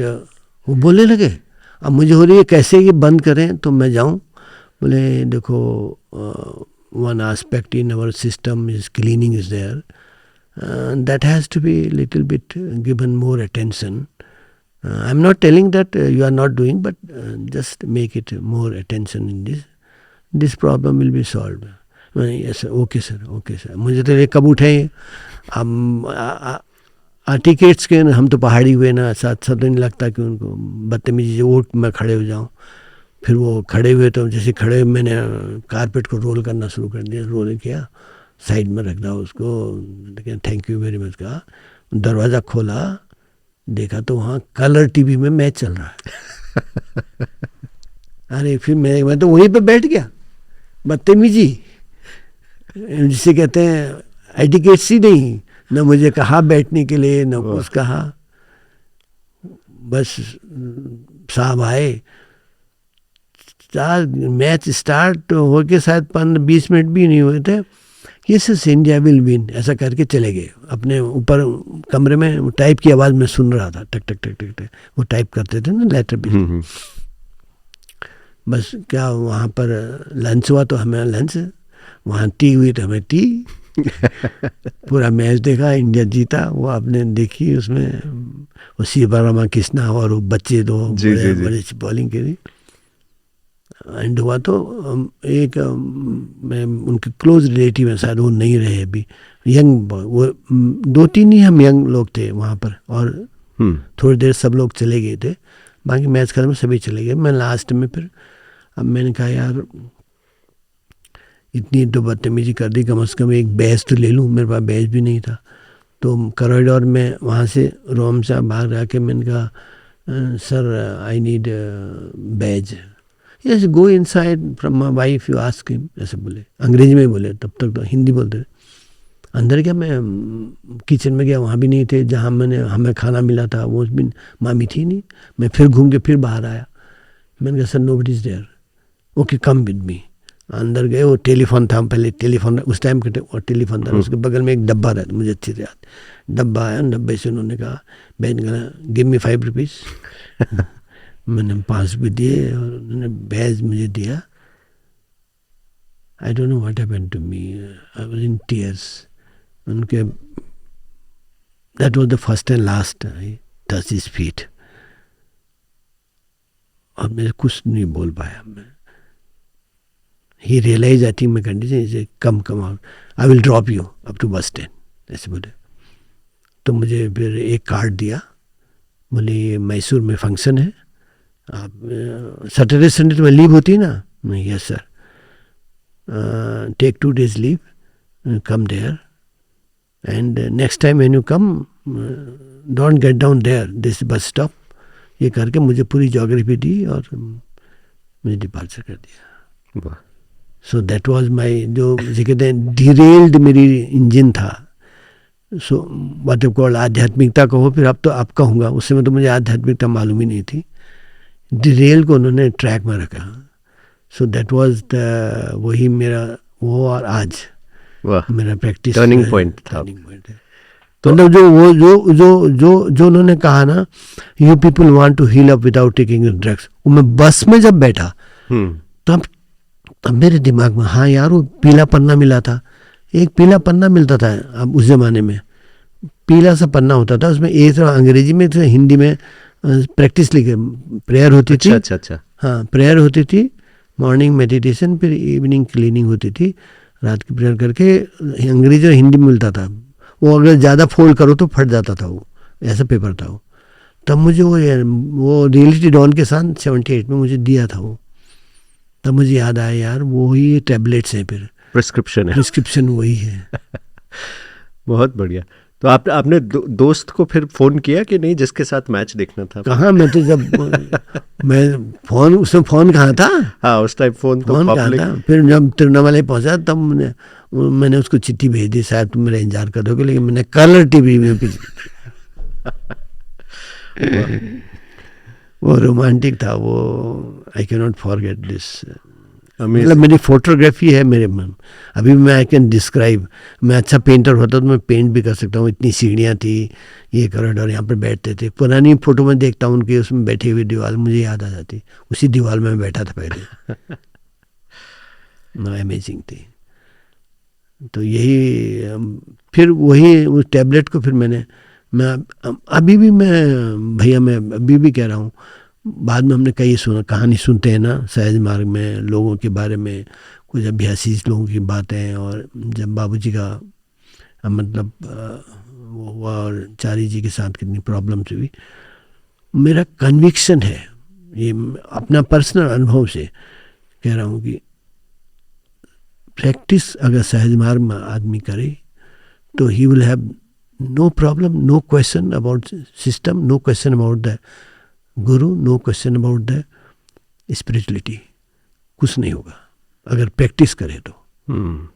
कि मैं अनाड़ी आदमी जो कुछ भी नहीं करता था, जब मैंने प्रैक्टिस करना कुछ शुरू हुआ तो मुझे डार्विन थ्योरी समझ में आई, इवोल्यूशन समझ में आया। आखिर मेरा क्वेश्चन क्या था कि बेवकूफ़ी थी, क्योंकि डार्विन के पास क्या प्रॉब्लम थी उस समय, जिसमें डार्विन ने थ्योरी ऑफ सक्सेशन पब्लिश की थी, अभी भी वो प्रोफाउंड है, अभी भी लोग मानते हैं उसको, जो हमारी जियोलॉजी में हम क्लासिफिकेशन लिखते हैं तो उसके सीनियरिटी के हिसाब से लिखते हैं, लेकिन उनके पास प्रॉब्लम, उनको कोई जेनेटिक सपोर्ट नहीं था। जेनेटिक्स कहीं यूरोप में काम कर रहे थे, और कोई अगर उनको कनेक्शन होता तो डार्विन अपनी थ्योरी को बदलते। वो सोचते नहीं, इवोल्यूशन में ये नहीं है, इवोल्यूशन में जीन्स का पार्ट है और कोई और पार्ट भी है जो कि नेसेसरी है। उसने तो भगवान का कहीं नाम ही नहीं लिया, स्पिरिचुअल नाम ही नहीं लिया, और हर एक क्लास को प्रूव किया उन्होंने। ऐसे बर्ड से लेकर आप रेप्टाइल से लेकर इसमें शिफ्ट करेंगे तो एक एनिमल है जो दोनों कैरेक्टर मिलते हैं, जैसे हमारे चिंपैंजी के साथ कैरेक्टर मिलता है, तो उसने सारे प्रूव किए हैं। तो ऐसा उसके पास जेनेटिक कोई सपोर्ट नहीं था, स्पिरिचुअल मतलब साइटोजेनेटिक्स का कुछ भी नहीं था।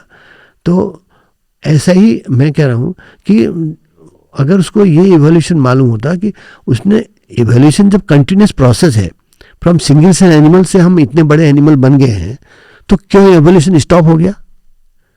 That spiritually only tells the evolution never stops, we are evolving, so we are also evolving, that only can be prove by the spirituality only. ये मेरे जब मैंने प्रैक्टिस करना शुरू किया तब मेरे समझ में आया, बेटा तू बेवकूफ़ था, साइंस तेरे दिमाग में हेड में। बाबूजी ने कहा ना वो कहानी है, कहते वो रियल में कहानी है। अगर आप बिना आध्यात्मिकता को रिलेट, इवोल्यूशन को, स्पिरिचुअल इवोल्यूशन को रिलेट किए बिना ही साइंस में जाएंगे तो आप फेल ही होंगे, आपको समझ में नहीं आएगा कहाँ है आपका, कहाँ गया आदमी। फिर आदमी चले जाता है तो कहाँ जाता है, आखिर किधर जाता है? बॉडी चले जाती है तो क्या चीज़ बाहर जाती है, ये सब चीज़ें कैसे समझ में आएंगी? तो मेरा तो यही मानना है कि जो 3 टैबलेट दिए हैं वो रेगुलर से खाने चाहिए, चाहे किसी को। तो उसके बाद आपकी प्रैक्टिस डेडिकेटेडली आपने करी उसके बाद?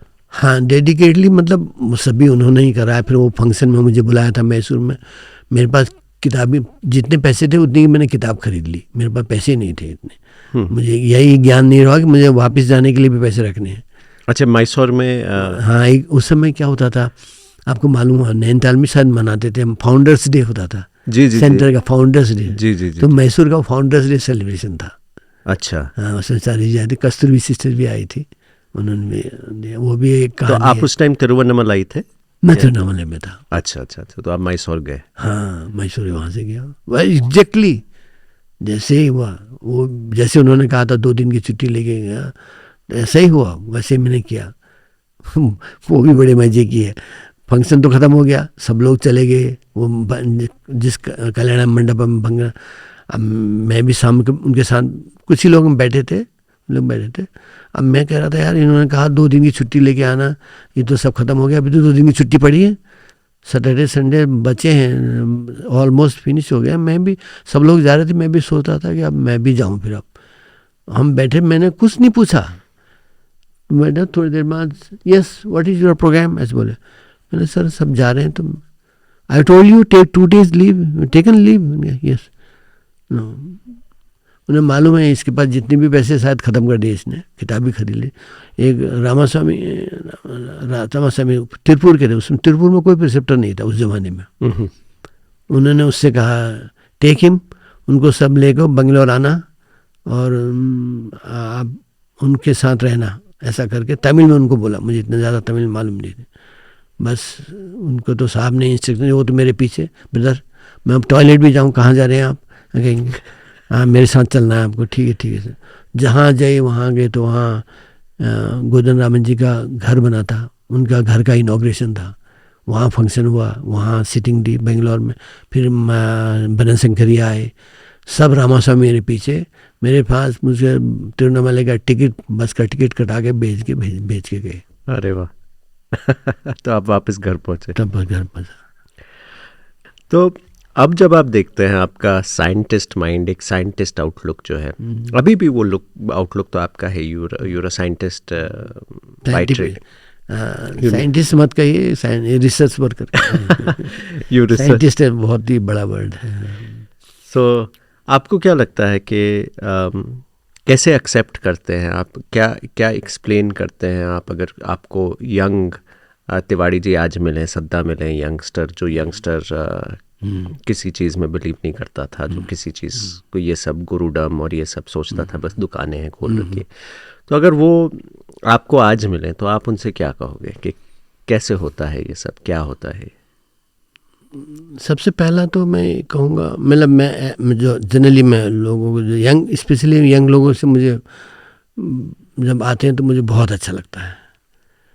मुझे अपने दिन याद आते हैं कि शायद मैंने पहले ज्वाइन कर लिया होता, प्रैक्टिस कर ली होती 78 से, तो मैं तो पता नहीं बाबूजी के साथ देखता, ये होता कई, मतलब I feel that I lost this. तो पहली बात तो मैं ये उनसे कहता हूँ, देखो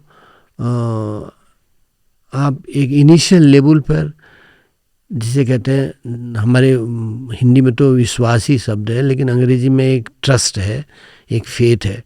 तो इनिशियल आप पहले इस बात, जो इस सिस्टम के बारे में जो भी आप सुने, जो मैं कहने जा रहा हूँ, उस पर एक ट्रस्ट लेवल पर रखिए। ट्रस्ट को मैं ऐसे एक्सप्लेन करता हूँ, देखिए फॉर एग्जांपल, हम गवर्नमेंट एम्प्लॉई हैं, हम ऑलवेज राइट एप्लीकेशन लिखते हैं, यूअर्स फेथफुल इन इट, हम कभी फेथफुल नहीं होते गवर्नमेंट के लिए, है नहीं। तो ऑलवेज राइट इट, बट हमें क्या एक ट्रस्ट है कि भैया मैंने पहली तारीख से ज्वाइन किया है, 30th को मुझे सैलरी मिलेगी। That trust is then only we join ना। सो द इनिशियल लेवल आपको इसमें पहले ट्रस्ट होना चाहिए। सेकंड, मैं उनसे कहता हूँ कि देखो, मेरी बात पे विश्वास मानो कि you feel yourself very lucky person, जो तुम्हें इतनी अपॉर्चुनिटी मिली है, इसका आप सदुपयोग करना। अब क्यों करना? I immediately tell my story. मैं ऐसा था, ऐसा निर्गुण आदमी था, और मुझे ऐसा था, और मैं यंग एज में जो 5 साल मैंने लूज़ किए हैं, आप ऐसा मत करना। ये मैं आपको, ये इस बात पे विश्वास रखिए।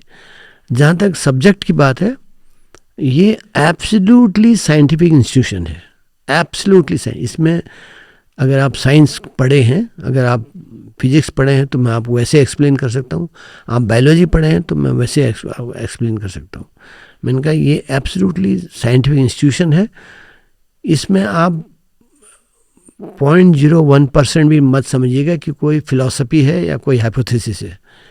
It is A proven practical institution. बाकी अब आप पर डिपेंड करता है, आप कैसे इस अपॉर्चुनिटी को अवेल करें। And it is a golden opportunity for young people to lead the life.